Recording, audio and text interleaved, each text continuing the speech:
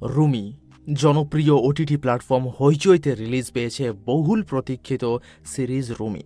Mister twist খ্যাত পরিচালক ভিকি জাহেদের নির্মাণে সিরিজটির প্রথম সিজনের পর্ব সংখ্যা ৬। ২০ থেকে সর্বোচ্চ ৩৬ মিনিটের পর্বগুলোতে দেখা যাবে খন্দকার রুমিকে।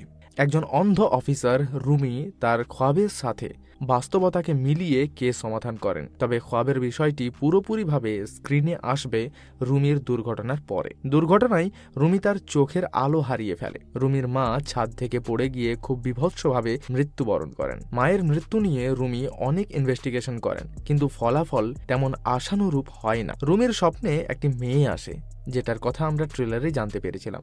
এই মেয়েটিকে ঘিরেই সিরিজের বড় একটি রহস্য, যা শেষ পর্যন্ত সিরিজটিকে টেনে নিয়ে যাবে। কর্মস্থলে রুমিকে একজন মানুষ খুবই অপছন্দ করেন, যার নাম আরিয়ান। আরিয়ান কোনোভাবেই রুমিকে সহ্য করতে পারে না। রুমিকে অনেকবার অপমানও করেছেন আরিয়ান। এর পিছনে অনেক কারণও রয়েছে, যেগুলো সিরিজ চলাকালীন আপনারা কিন্তু জানতে পারবেন। এবার একটু অভিনয়ের দিকে আসি। সবার আগেই আসবে চঞ্চল চৌধুরীর কথা। সিরিজে তিনি ওয়ান ম্যান আর্মি ছিলেন, যেটা বলার অপেক্ষা রাখে না। তাকিয়ে থাকার মতো অভিনয় করেছেন তিনি। আঞ্চলিক ভাষার ব্যবহার যখন যেখানে যেমন প্রয়োজন ছিল, ঠিক সেইখানে সেইরকম ভাবেই করেছেন।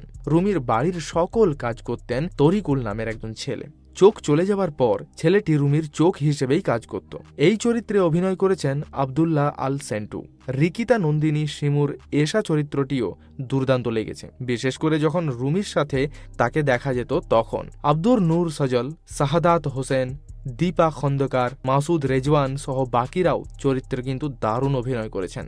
বেশি ভালো লাগবে দীপা খন্দকারকে। তার চরিত্রে কয়েকটি লেয়ার রয়েছে। টেকনিক্যাল বিষয়গুলিও ভিকি জাভেদের কন্টেন্টে সূক্ষ্ম হয়েই থাকে সবসময়, যার ব্যতিক্রম এবারও ছিল না। ব্যাকগ্রাউন্ড মিউজিকটি বেস থ্রিলারের সঙ্গেই ভালো ফিল দিচ্ছিল বারবার। সংলাপ এবং চিত্রনাট্য সাজানো পরিপাটি ছিল।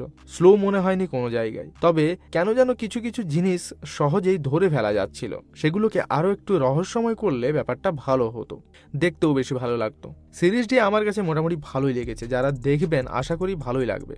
আর ঈদের এই ছুটিতে আপনি এই সিরিজটি কিন্তু দেখে নিতে পারেন।